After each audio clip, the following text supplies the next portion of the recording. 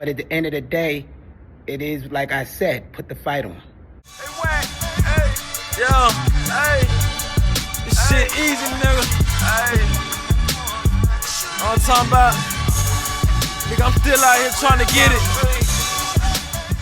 Contender Regime Boxing, checking back in with y'all, man. What's good? So I just got done watching the Devin the Dream Haney interview with Cigar Talk. Shout out to Najee from Cigar Talk.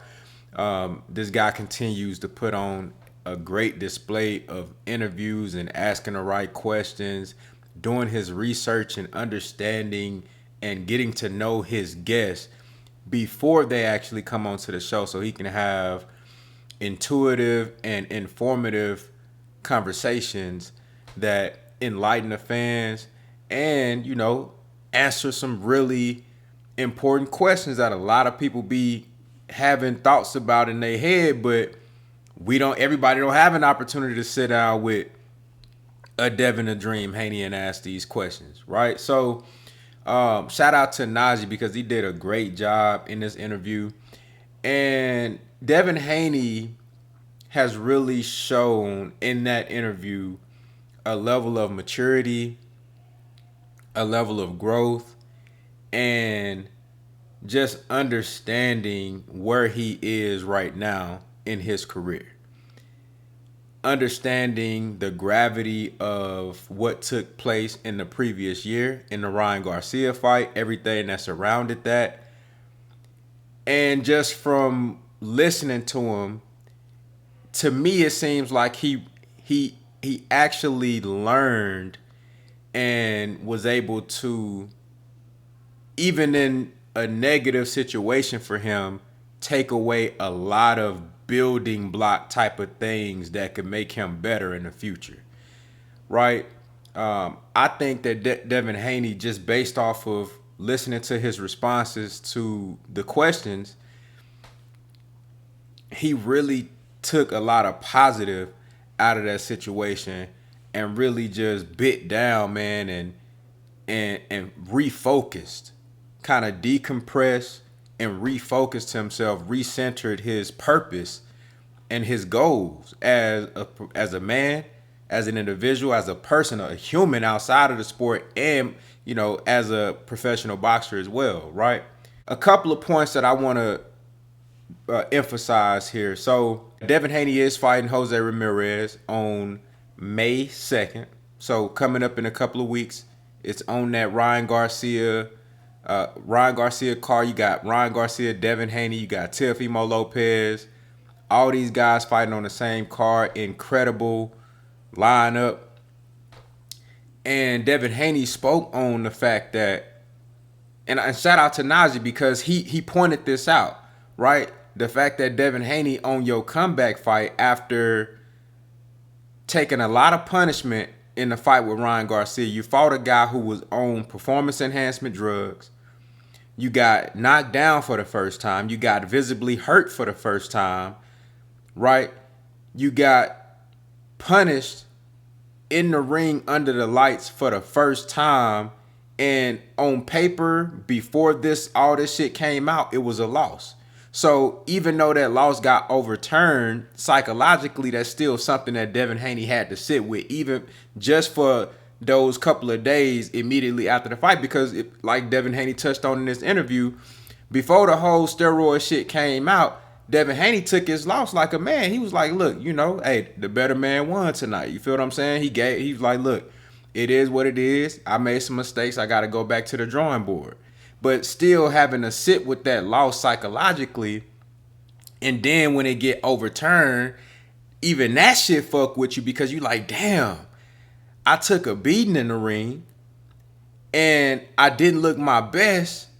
And you probably thinking like, man, all these different things that I could have done better. He took accountability for that as well. The things that we're going to touch on that. He took accountability for the things that he could have done better skillfully in the ring. But just thinking about it psychologically, like, damn, you find out this motherfucker was cheating. Now you like, man, I didn't even get a fair shake. I don't even really know what my performance would have looked like had he not been on that shit. You know what I'm saying? I like the fact that Najee pointed out that Devin Haney is coming back and going directly to a fighter like Jose Ramirez, because most guys in Devin Haney's position, they would have came back and took a light touch, somebody who really don't have nothing to offer from a competitive standpoint in the ring, no type of threats, no danger whatsoever, and just to go in there and put on a performance and get a stoppage and style on your opponent, put on a one-sided performance, right? But Devin Haney is actually trying to test himself. That also let me know where he is mentally. The fact that he's coming back from the last time we seen him and how we seen him look in the ring to go straight to some smoke and fight a former champion and challenge himself, you feel me? And, you know, a former unified champion at 140, right? Challenge himself and actually like want to measure where he is, what type of growth and what type of strides that he's made over the course of time that he's been out of the ring since that Ryan Garcia fight. All of the training, all of the studying, all of the deep mental work that he's been able to do within himself. Let me test myself and really see where I'm at. You know what I'm saying? Let me see if I'm ready to take it up to that next level and get back in the ring with Ryan Garcia in October if both of them is successful on May 2nd. You know what I'm saying? But that's Devin Haney fashion. That's the type of energy that made me a huge Devin Haney fan in the first place. The fact that he don't look and try to point out soft touches. Devin Haney is the type of guy that you want to root for as a boxing fan, because he's going to try to, he want to fight the best. He want to fight the dudes that offer some type of challenge. You know, he wants to actually prove to himself and to everybody else, look, I am the best. And what I got to do to prove that? Oh, I got to fight him, him, and him? Well, bring them motherfuckers on. Let's do it. You feel me? So I thought that was a huge point. I also like the fact that Devin Haney took accountability for the mistakes that he made in the ring versus Ryan Garcia. We all know that Ryan Garcia was on them drugs. We all know that he intentionally missed weight, so he was able to maintain and keep precious nutrients and energy inside, while Devin Haney, you know, stripped himself down to make the weight. So he stopped at a comfortable weight, right? Intentionally, knowingly going in there and not making the contracted weight. Then you take performance enhancement drugs, right? So even with all those things, I talked about this as well. There were still mistakes Devin Haney made. We all know the most glaring mistake is when he throw his jab, he bring the right hand down, or he kind of the bow and arrow effect. He throw the jab in the right hand, it leaves from his face. He wasn't holding the phone. And that's a flaw that we've seen in Devin Haney's game even before the Ryan Garcia fight. But Derrick James and Ryan Garcia, they took advantage of it. And it just so happens that Ryan Garcia's best and most useful weapon to him is the left hook. That's his most dangerous weapon. So it was a perfect storm for Ryan Garcia. And Devin Haney took accountability for the fact that he made mistakes in the ring. After he got hit with that first shot, that first left hook in the first round, he went on to win about 3 or 4 rounds in a row. Then he started to get too greedy. Started to try to walk Ryan Garcia down, as opposed to boxing off of the back foot. You done pocketed 4 rounds in a row. Now let's box off the back foot and take this shit to the crib. Unanimous decision. But then you try to prove a point, and you get in there and you fighting Ryan Garcia fight, and you leaving yourself open for another left hook. And that left hook continued to land and land and land throughout the fight. So he took accountability for the mistakes that he made. And I'm pretty sure that those are things that he worked on religiously in the gym over this past year and a half, right? Or year.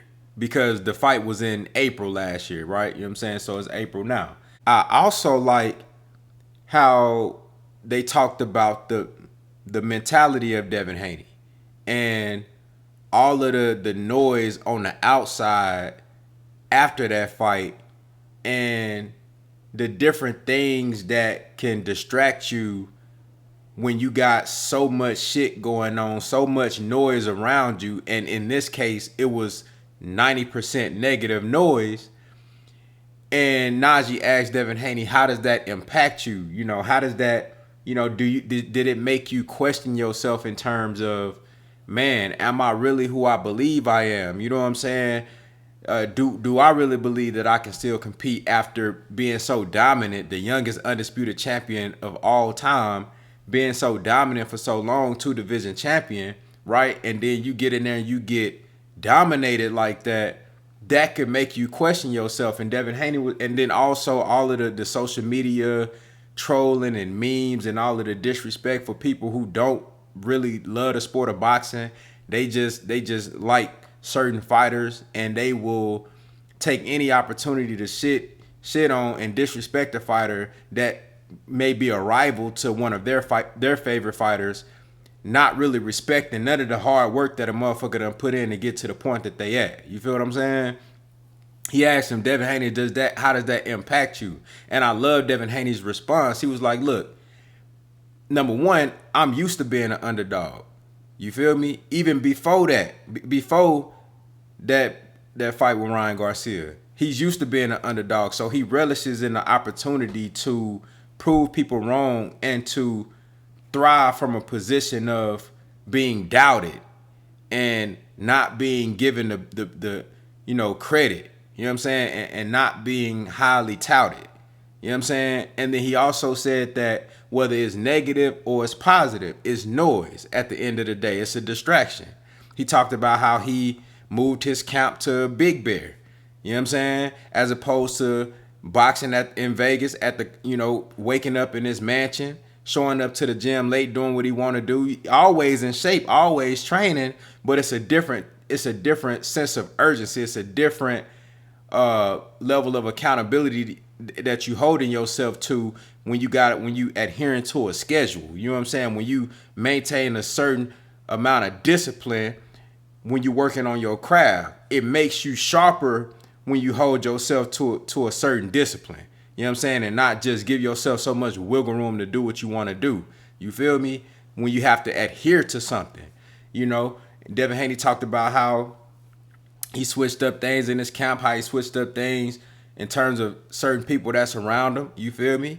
And I love the maturity and the growth that I'm hearing from him in these responses, man. And I believe that if Devin Haney has in fact worked on some minor things, when it you know, is major glaring things that's in the ring, but really is minor fixes that could take him to the next level. It's the defense, making sure you're holding the phone and keeping your hands up, and you knowing when to slip and when to catch those shots, and staying mentally focused. Don't let somebody get you up out of your game, bruh. You know, you get hit with a good shot. Don't let, and this Ryan Garcia dude that you grew up in the amateurs with, you done fought him 6 times in the amateurs.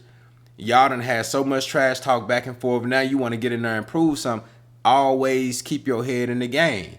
You know what I'm saying? I think this situation that Devin Haney had to go through is only going to make him better. You know what I'm saying? I think this pushes him to a different state of mind and a different elevated level of focus. You know what I'm saying? And I think mentally Devin Haney gonna be as good as he ever been, to be a thinking man in the ring. His boxing and ring IQ, his mental toughness. He already had all of the physical gifts and skills. I think as he continues to enter his prime at age 26, he stay in the gym, stay focused, stay sharp. The sky's the limit for Devin Haney. We talking about a guy who became undisputed at the age of 23. You feel what I'm saying? So the only undisputed lightweight champion in the 4-belt era in the 4-belt era at lightweight. So dude already has a Hall of Fame career, and now he has an opportunity to go out there and prove it again versus Jose Ramirez.